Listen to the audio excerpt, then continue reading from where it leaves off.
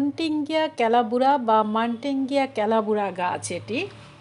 এই ছোট ছোট ফল বিশিষ্ট গাছটি রাস্তার আশেপাশে দেখা যায়, কিন্তু অনেকেই জানে না যে এই ফলটি দিয়ে কি করা হয়। আজকের ভিডিওতে এই গাছটি সম্পর্কেই কিছু অজানা কথা বলবো। তবে তার আগে এই গাছটির অন্য নামগুলো একটু জেনে নেওয়া দরকার।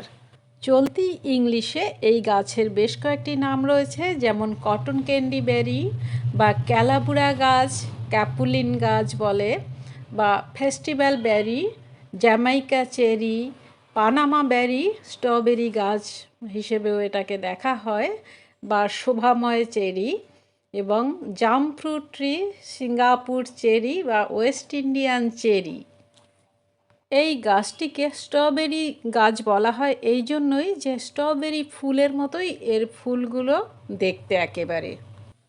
তবে ফুলগুলো স্ট্রবেরির মতো দেখতে হলেও ফলগুলো কিন্তু খেতে স্ট্রবেরির মতো নয়, বরং এগুলো বেরির থেকেও একটু বেশি মিষ্টি।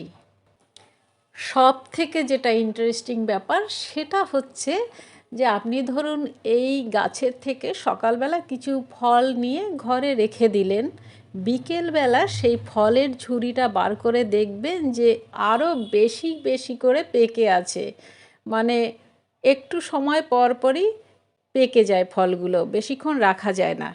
আর কাঁচা অবস্থায় থাকে একদম ডিপ গ্রিন, তারপরই লাল হতে থাকে। আর পাকা ফলগুলো তো ভীষণ লাল হয়ে যায়, একেবারে চেরির মতো। এই গাছের যেটি প্রধান বৈশিষ্ট্য তা হচ্ছে অত্যন্ত দ্রুত বাড়ে। বিশেষ করে গ্রীষ্মমণ্ডলীয় বা উপক্রান্তীয় এলাকায় এটা কিন্তু এক বছরে 12 থেকে 15 ফিট উচ্চতায় পৌঁছে যায়। তবে সেপ্টেম্বর মাসের দিকে যদি গাছকে প্রুনিং করে দেওয়া হয় তাহলে দেখতে একদম ছাতার মতো হয়। আর দেখতে এরকম একটা সুন্দর শেপ দেওয়া সম্ভব বলে এটাকে পার্কে বা রাস্তার পাশে এখন কিন্তু দেখা যায়। ভারতীয় ভাষায় এই ফলটিকে বলা হয় কাটিলান্থি বা বুনো চেরি।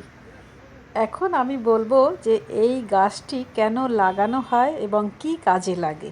প্রথমত এই ফলটি ভোজনযোগ্য, যারা খেতে ভালোবাসেন তারা তো খাওয়ার জন্য লাগান। তবে আমার কাছে এই ছোট ছোট বীজযুক্ত ফলটি অনেকটা ডুমুরের মতো খেতে মনে হয়।